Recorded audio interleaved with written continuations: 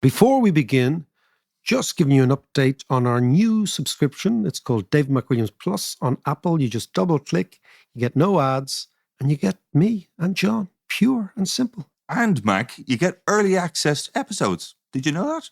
Sure, my day is made. To understand the economy, you have to understand human nature. This podcast is powered by Acast. How you doing there? It is time for the podcast that makes economics a little bit more comprehensible, a little bit, hopefully, more relevant to everybody's life. And it is profoundly relevant. And John, today we're going to talk about not just the Irish economy. We're going to look at the Irish economy. Yeah, but okay. For people listening who are not Irish, if you're listening, no matter where you are, what is happening in the Irish economy is a microcosm of what's happening in the global economy. Yeah. So the trends that we're going to talk about, the issues we're going to talk about, are as relevant to Mullingar as they are to Manitoba.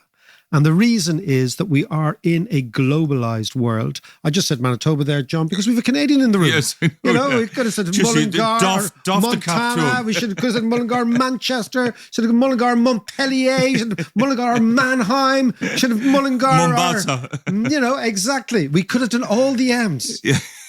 We could have been that kid in the back of the class who, when the teacher said, name all the capital cities with M. Me. Exactly. Where are they now? Anyway, we're going to talk about how are you, Ed? I haven't seen you. I'm good. Sorry, I didn't introduce my partner in crime. I'm just here sitting in the corner. He's just a sound guy. You know the Americans say, I'm just a sound guy. No, I'm all good. Actually, one thing when you're talking about how the global economy and Ireland is a microcosm and we're pretty much all the same, except for Tell me. The UK are going backwards into the almost a pound, shillings and pence. They're getting rid of the metric system and going back to the imperial system of stones and pounds and inches and feet and hands. Yeah. Furlongs, hands. And paying in guineas and stuff. Guineas. Well, I tell you now, John, now that you mentioned this, it is kind of funny. Now, we did do a UK bit the other weekend. They are waving the flag a lot over there at the moment. Yeah. And in fairness, they have their Jubilee. There's no fairness about that. Okay, just go on. There's no fairness about that. Having a monarchy, copper bottoms the class system. Yes. Because it basically means that person's special and you're not, and all the little people go, oh, yeah, but they're not the only people who have a monarchy, in fairness. No, all monarchies are ridiculous. Right? Yeah. But this is back to it's funny you talk about now. There is a link. There is a link between pounds, shilling, pence, weights, monarchies, and decimalisation.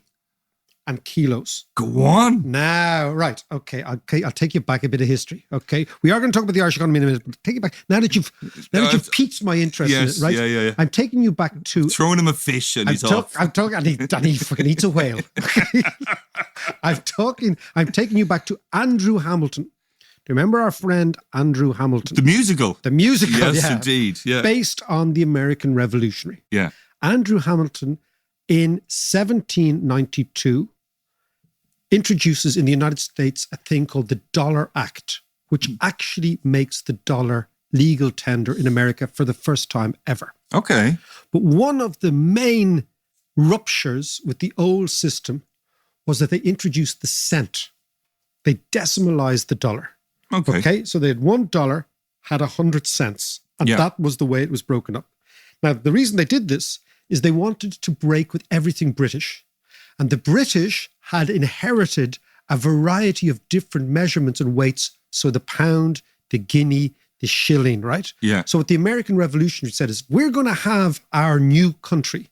Our new country is going to have nothing to do with the old country. And that's going to start by changing the decimalization of the currency. Right? Right, okay. Okay. And the decimalization of the currency was seen as a very radical move because they regarded the old way with the pound. Yeah. Now, amazingly, you know the sign for a pound in England? Yes. It comes from Libra. It's the original Roman sign for money. Didn't know that now. Right. And of course, the Romans were in London. Of course. The Romans were in England. So it's amazing. Guinea, you mentioned, comes from the country in West Africa called Guinea, where the West Africans mined gold, right? There was a massive trade from West Africa to North Africa. North Africans gave the West Africans salt, and the West Africans gave the North Africans gold. And when the Europeans and the Portuguese when they started to arrive in North Africa, they were thinking, where is this mythical place, right? And there was a city in what is now, I think, Sierra Leone, which was called Gigini. And the Brits thought that sounded like Guinea. And so everything that came from that city was associated with gold, and that's where the guinea comes from. And that was up until quite recently they used it. That is good. It is good, isn't it? Yeah. But I come back to Andrew Hamilton. So the Americans introduced the decimalization of the currency, but interestingly, not of their weights. Because the Americans use miles. Right. Yes. And they use pounds, right? Yeah. But not of the weights, but the currency they thought was much more important. And of course, interestingly, do you know the country that first decimalized everything? Now, decimalization was seen as a rupture, was modern, it was forward-thinking. Yeah. The pound, shilling, and pence was seen associated with the monarchy, was old-fashioned, which is exactly what Johnson's going back to. Sure, yeah. The people who really took it, decimalization, and the radicalism of decimalization into another level were the French revolutionaries. Yes. And they decimalized everything. So there was 100 seconds in a minute, 100 minutes in an hour. Think of it this way. Right, okay. 10 hours in nighttime, 10 hours in daytime. They also they decided to abandon. That just never flew. It did. It's really, really fun. It worked for about 20 years. They had 10 days in the week, 10 months in the year, right? So I'll tell you, that's a long week. And not only did they do that, they changed the whole month structure so nothing would refer back to either religion or the Romans. So take, for example, do you know the dish, because you're good at food, I'm not good at food, Lobster Thermidor. Right. Do you know that that's a dish? Right. And it comes from the French word thermidor. And thermidor was the name the French gave to the month of August. And thermodynamics, as you know from Greek, means hot. Yes. So they called it the hot month. Yeah. Because it was the hottest month. Now, makes sense. Yeah. Why they didn't want to call it August is because August was August from Augustus, from the emperor. Yeah. So they wanted to abandon everything to do with it. And they actually ran with this extraordinary system of 10 days, of 10 months, of hundreds of seconds. It was an extraordinary system. So the French revolutionary calendar is one of the most amazing documents to look at in terms of saying to everything that went before, screw you, we're in the modern world. So it lasted 20 years. How did it come to an end? It just clearly wasn't workable. It was incredibly different. It was incredibly difficult to work, number one. And number two, they couldn't export it. So basically what the French did was when Napoleon comes in, Napoleon's Grand Army says, we're going to export revolutionary values all around the world. Right? Yeah. Now think of it, they actually ended up conquering Egypt. Like they went miles from France. But the rest of the world just didn't take to it. And do you remember our friend who we mentioned, Talleyrand? Do you remember him? Yes, I do. The man referred to by Napoleon as shit in silk stockings, right? Yeah. Okay. The tax collector. The tax collector. Not only was he a tax collector, he was a bishop. Right. He was the worst kind of tax collector. He was an archbishop who had loads of mots and loads of kids all over the place, right? He worked for 5 regimes, right? And he eventually called time on the French calendar because people couldn't adopt it. It was just too radical, right? And then gradually, as the Napoleonic era came to an end and the treaty of this, that, and the other, they abandoned and it. Trade with other countries would have been almost impossible. It was just because you had similar weights and whatever. But to get back to the Brits. Yeah, go on. The historical significance is profound because the Americans went to decimalization to change their relationship with the colony and with the monarchy. The French, much more radical, to change their relationship with the king. And how you weigh and how you measure says a huge amount about the system you're in. So the idea of metric is a democratic, radical, egalitarian notion. Yeah. The pounds, shillings, and pence harks back to an imperial age. And that's exactly what Johnson's doing. It's trying to bring the Brits back to an era that everybody else has abandoned. Yeah. And this is a benefit of Brexit. But he's left with nothing else to change. I mean, that was one of the things that that was all part of the Brexit table thumping element of it. Pounds, shillings and pence. So I think what we'll expect from the UK is, do you remember the penny with the big owl hen on it? Yeah. With the hen on one side and the Queen's mugshot on the other. Yeah. That'll be back. There'll be yards of ale, right? There'll be furlongs. There'll be steeplechases. These are all measurements, right? There'll be hands. Yeah. But I'll leave you one weird thing is the way in which you measure says a lot about everything. Do you know that the reason we use 10 is because we count it with our fingers. Yeah. Right? So we'd 5 fingers and 5 fingers. So it's easy for us, right? But certain cultures have base 20. So we've base 10. So 5, 10, blah, blah, blah, blah, blah, right? Certain countries have base 20. So imagine the French expression for 80 is quatre-vingts.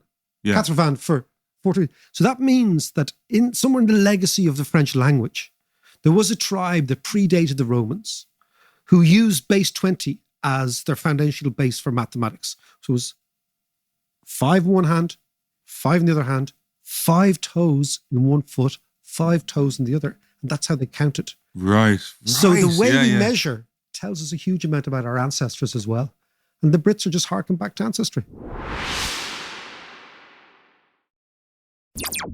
Well, Mark, another amazing trip through historical decimal points. You just kind of got me going on something that I was thinking about. No, it's all good. I love that stuff. I've been sitting awake last night worrying about Andrew Hamilton and the Dollar Act. I could tell you more about that, but that would really bore you. Yeah, no. Let's move on. What's on your mind? What's in your mind this week, Sunshine?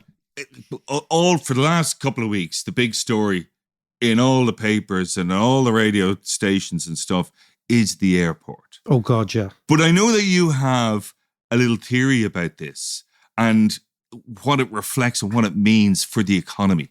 Yes. What does it say about the economy? What does it say, right? So basically, for Irish listeners, you know exactly what's going on. For non-Irish listeners, our airport has been absolute chaos for the last 2 weeks. But hold on, by the way. And Schiphol in Amsterdam and Brussels Manchester. And the whole lot. So basically, what we're seeing is this massive queues at security. And what you're actually seeing in the economic sense, John, is this huge pent-up demand post-pandemic. So the weird thing about the pandemic was the following, is that had you said to anybody, we're going to shut down the economy, our immediate idea would say, well, that's going to make income collapse. But actually what happens is the government paid everybody's wages. So incomes didn't collapse. In fact, incomes went up and savings went up. Okay. Yeah. So those savings that went up over the last 2 years, people want to use now, right? And one of the things people want to do is they want to travel. They haven't traveled for ages. This is the first summer of free travel within Europe. So this massive spike in demand for travel. Everyone needs a tan top. People like me just need to go a little bit more pink. Yes. Okay. Yeah. And then on the other hand, you had places like the airport, of course, completely shut down. And then the people who ran the airport said, well, we're going to lay off workers. We're going to give voluntary redundancies. Yeah. And then what has happened is, in the old days, those workers would have come straight back into the jobs, but they haven't done. So and we'll talk about that in a second. So what you have is massive demand, totally contracted supply, and you have queues. Now, queues are just the physical manifestation of what we call in economics inflation. Yes. Right? Yeah. So inflation is actually what happens. That's very visual. I really like that. Yeah. So basically, a queue is inflation, right? Yeah. So inflation happens when you have a constricted supply, increased demand, and the price of that supply goes up, right? Yeah. But in the airport, you can't increase price. Well, they could actually if they wanted to, which would be well, they were talking about that, to be honest. Do the Uber surge pricing, you know? So if you want to get a Ryanair flight at 6 a.m., you got to pay more, not less. Yeah. But what's actually happened is the opposite of surge pricing. It's discount pricing at the wrong time. So if you think the whole price system doesn't work in the airport, so what you have, therefore, is the queues are the physical manifestation of what we call inflation. And the only way in which you're going to actually bring those queues down is increase the supply of workers, security workers. And apparently you can't do that very quickly because of security clearance and blah, blah, blah. Yeah. But what it does is it tells us a small microcosmic story of what's going on in the global economy or the more general economy, which is that traditional companies that typically need workers are finding it very, very hard to find workers despite the fact that more people are at work than any other time ever. And that's the dynamic. Because people don't want to work for the man. People don't want to work for the man. So people want to work for themselves. So this is the huge change since the pandemic. So I'll give you a story about a hairdresser. Go on. Yeah. Because we're talking Barnett's, okay? Yeah. Talking Barnett's, right? And you with your fop head. I tell you, right? I was talking to somebody last weekend who was talking to a hairdresser. And the hairdresser was talking about... Going anywhere nice in your holidays. Exactly. Click. The hairdresser was talking about trying to get hairdressers to work for her in her salon. Right. So this one was saying that the hairdresser, a colorist, right? Yeah. Came in and says, I'll work 2 days a week. I'll work only for cash. I'll work no Saturdays. And I'll call my hours the day before for you. Right? Jesus. So basically what this is happening all over the place, right? So what we're finding is that what has happened is that hairdresser, right? The one who said, I'm only going to work 2 days a week. Yeah. During the pandemic, she was going to people's houses to cut their hair. Yeah. So therefore, she builds up a client base. They're all maybe on her WhatsApp and on a WhatsApp group, right? Yeah. She builds up the client base. Her mobile phone becomes her salon. She does her work in the client's house. The client is happier because it's private and maybe the client doesn't, that sort of thing. She feels a bit more special. It's a bit more kind of individual. Bespoke service, John, as they call it. Bespoke service, right? There's no rent. She's not paying any rent. Yeah. She's not paying any rates, right? So basically what the pandemic has done, it's taken the salon out of the relationship between the hairdressed and the hairdresser, right? Yeah. Now imagine that happening on a monumental scale all over the world in every industry. Because that's exactly what's happening. So hang on a second. Let me just stop there. You just said that there's no rates, there's no rent, and it's just client to punter. Absolutely, which is great. But when the colorist is saying she wants to get paid in cash, is there a huge black hole in income tax then and VAT for the government? Well, I'm sure this is more to do with the black economy. So the black economy is probably increasing, right? And we're going to come back to that because it is a very good point because we're moving to something that may be a generational shift in the way we work. Yeah. So what I think is happening now is what I would call the artisanization of the workforce. So do you remember in the old days, the butcher, the baker, the candlestick maker, you had the artisan. And the artisan basically worked, did his thing or her thing, and ultimately sold directly to the seller.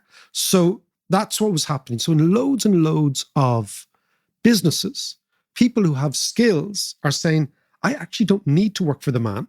I don't need to work for a company. I can actually do it myself. So what we're seeing is not so much the economy going forward, but the society kind of going backward to go forward in terms of structure. Now, it has huge ramifications for the way the economy works. Yeah. And the way companies work. Well, the company may well be an interesting thing. We think the company is a permanent thing.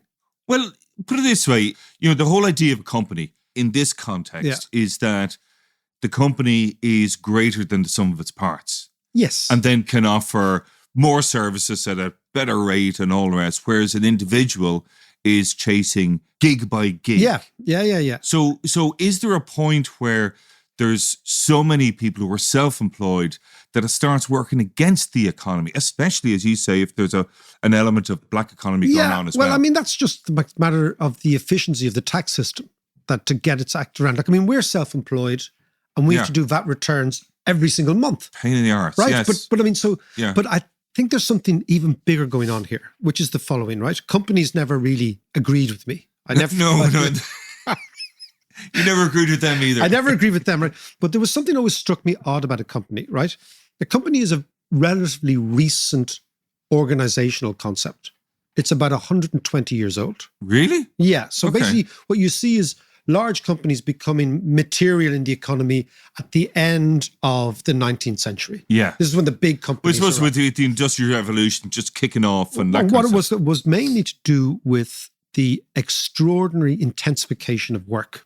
And it was mainly to do with structures like the industrialization of workforces and ways of which working. So the idea was that the company would create efficiencies coming from scale.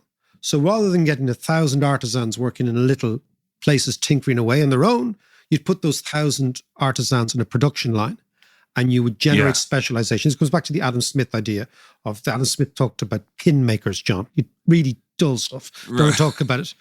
But he was intrigued by people who made pins, right? And nails. But anyway, so it comes back to this idea that probably just speaks volumes about him and his. I know. But he was an interesting fellow. We might actually do a whole series on great economists, beginning with Smith, because he wrote lots of interesting things. Yeah. But it'll come back. So the company is this organization structure that, as you said, wreaks efficiencies out of scale. Yes. Right? What always intrigued me about companies was the following, is that a company like the ones I worked for, right? They worked externally in the competitive market. So they competed against other companies, right? Yeah. For products, right? And in a competitive market. But once you got into the company, competition stopped, right? So what made a company special to the consumer was the competitive edge of their product. Yeah. But once you got into the company, actually competition disappeared. Amongst the workers. Yeah, and what dictated people's progress was politics. Was bureaucracy. That's true. Was the opposite of actually. Yeah. And this. I'm trying to intellectualize my failure as a company man, John, here, right? Okay. But this intrigued me years ago. When I worked for large companies, I used to think to myself, okay, so we're this, in my case, it was a big bank. Yeah. Right. So this big bank, and we're competing against other big banks out there, right? Yeah. And in the marketplace, we're kind of cutthroat and we're really competitive, la la la. But then you go back in on Monday morning to the bank, and all those competitive urges that made you special outside were actually acted against you inside. And inside, all you had was the it was like working for the Communist Party. I always thought like working for a large company was like being in the Soviet Union 9 to 5 and being in America outside, right? When you were competing. So you was like working in the Soviet Union and expected to be an American when it came to competing with your and this has intrigued me. But it is interesting though now. I mean, particularly a lot of tech companies now put so much store in their own individual company culture, giving the company as a whole a competitive edge. Yeah. But I see what you mean about the individuals within the company. How do they kind of interact? And because they do need to compete to get the promotion but and that kind of stuff. The thing is they don't. And I mean, so what is hilarious is that this company culture is just a shorthand for tarting up a bureaucracy. Okay, that's one way of looking at it. Our bureaucracy is different to your bureaucracy, right? Yeah. Look, bureaucracies have to work. I'm not against them per se, but I mean, you were the one who quoted to me one of the great quotes. You talk about tech companies. What was Elon Musk said this week about the economy? Oh yeah. In his articulate. Yeah, he said he's got a super bad feeling about the economy. Fucking James Joyce, he isn't that fella, right? And as a result of his super bad feeling, he fired 10%. Yes, exactly. He have a super bad feeling. But anyway, to come back, right? So what is this saying about the economy? If lots and lots of people are reverting to the artisan relationship, they're saying, I don't want to work on the assembly line, which is the hairdressing salon. Yeah. Because I can make more cash and be a more free individual, be more sovereign. And for lots and lots of, let's say, for example, women who are working in hairdressing who are young, they have childcare issues. They start paying their childcare, it costs a fortune, whereas they can be flexible and deal with their parents or their neighbors or their mum. They can actually work around it, right? And they're coming out with more cash, more freedom. They don't really care about security. So what they're saying is that we're turning our back on the assembly line. And this, I believe, is happening in every single sector. Yes. And this explains this bizarre situation where we've more people at work in Ireland and almost in every other country than any other time in our history, and we've more job vacancies, which shouldn't make any sense. Yeah. Right? Those job vacancies should be filled. And the best one, if you go to things like Indeed, which is one of these big job search places, what is happening is people are opting out of the rat race. Yeah. And it's a really big change. But this, like all psychologists and all kind of whatever over the last while, we've been bombarded with this obsession of work-life balance. So opting out of employment by the man is the ideal solution to the worker. So you have control over your day-to-day life. You take the balance out of it. So if that's what we're looking at, what's the upshot of this? Where do we end up? Well, the idea is that when we were young, well, actually, when almost everybody listened to this podcast, no matter what age you are, there has always been the concept of the company. Yeah. And the company being the most efficient place to work. This is my Soviet Union on the inside, United States on the outside. Yeah. Okay.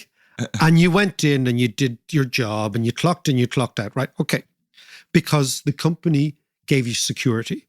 So the labor history, let's say, of the 20th century has been constantly de-risking your life. So when we were kids, our mothers always said, get a good job in the civil service. Yeah, right? Yeah, of course. Okay. Yeah. It's all about the pension. Yeah. And the whole idea was that to de-risk your life, because risk was really bad. And the deal was you'd have less risk in the company, but you'd make less money, you get less well paid, but you'd have security, right? And that was very much the story of the 20th century, particularly in the West. Yeah. And maybe the high point of it was in the late 20th century. Mm. Now with technological change, social change, etc., right, what we're seeing is people are saying, hold on a second, I can actually do this for myself. And what we see in the data is the killer, is exactly this. We see lots and lots of people working and yet lots and lots and lots of jobs unfilled, right? Yeah. So what we've gone from is a period when we were younger in Ireland of deficient demand and loads of supply. Yeah. So we didn't have enough jobs, we had loads of people. Now we've loads of jobs and not enough people. And of that cohort of not enough people, a part of the reason they haven't enough people is people are opting out and doing it for themselves, right? And this is what I think is going on. And therefore what you see is a huge split in the labour force. So what's coming down the track? The Central Bank in Ireland, and this is going to be the same for most countries, did a survey last week. They published it actually on the 1st of June, last week, right? Which talked about inflation expectations. And it said the average Irish household believes that inflation will be running at about 10% this year. Okay. Now that's a survey, so let's see what happens, right? Yeah. What that means is that unless wages rise, i.e. unless the hairdresser, who's actually decided to opt out and get higher wages, right? She's going to be fine. But unless your wages rise at 10%, there's going to be a real income fall across the board, right? Now, if there's a real income fall across the board, what you're going to get is you're going to get industrial relation problems all over Europe, right? Yeah. But Ireland, let's focus on Ireland, okay? What's going to happen is the workers who are getting, let's say, 3% wage increases in an inflation environment of, let's say, 7%, are getting a 4% cut in their take-home pay. Yeah. Right? So those people are going to go on strike, right? But who are they? They're a combination of people who work in the public and the private sector. Yes. Now, the private sector workers can always negotiate with the private sector bosses to say to the boss, well, do you know what? Your costs don't need to go up, but your profits might need to go down. Yeah. Right? And that's a negotiation that will happen. And I think profitability will fall, right? But the public sector workers is different because there are no profits. Yes. Right? Yeah. So the public sector workers here will obviously agitate for higher wages. As if I was their trade union rep, I would say, go for it. Mm. But the only way in which the government can actually give them higher wages, because the government doesn't make any profit, so there's no profit to eat into, is they have to charge everybody else higher taxation. Yeah. Or they have to run a bigger deficit. And I think that's where we're going right now. I think everything is screaming an industrial winter ahead of us. With industrial, a winter of discontent. A winter of discontent. You can give us the quote from Shakespeare, I'm sure, Anyway, because I can't see any other way out of it. The private sector workers can negotiate with their bosses. And then there's freelancers like us. Yeah, well, I was going to say... who negotiate with ourselves. Yeah. Exactly. But that's the problem as a freelancer is you can't just jack up your price going, I'm just going to, charge another £100 a day or whatever. Or whatever it is, Yeah. It's much harder to do that. So you have because you get the pushback as and well. so as a freelancer, you'll have to actually, if you want to keep your costs competitive, you actually have to eat into your own profit margin. Yeah. Right? Yeah. Okay. And that's what everyone has to do. And that's the way the economy adjusts normally. For the public sector. Apart from the public sector guys. Oh, John's gone. He's gone all started. Daily Telegraph. It is the Daily Express, the public sector. But the public sector is where you get industrial relation problems in the modern economy. Yeah. And it's very clear to me that the way in which the dynamic is moving is that we are heading into two cleavages. One is between the public sector unions and the government. But the more that is aggravated, the more you get this aggravation between the private sector workers and the public sector workers. The private sector workers say, well, hold on a second, we're taking the less security for a higher wage. You guys have got loads of security and we don't want our taxes going. Yeah, and a gold-plated pension. So this is the scrap of 2023 or 2024. And interestingly... I'm rolling up my sleeves already. But it looks not so much newfangled, but old-fashioned. And ironically, as the society and the economy becomes more modern, our fights and our conflicts become more traditional. While I have you there, Dalkey Book Festival, what's not to love? 1 village, 4 days, 75 events, 100 speakers from all over the world, arts, science, culture, politics, economics, the whole lot. Check it all out at dalkeybookfestival.org. And you never know, we might all go for a pint.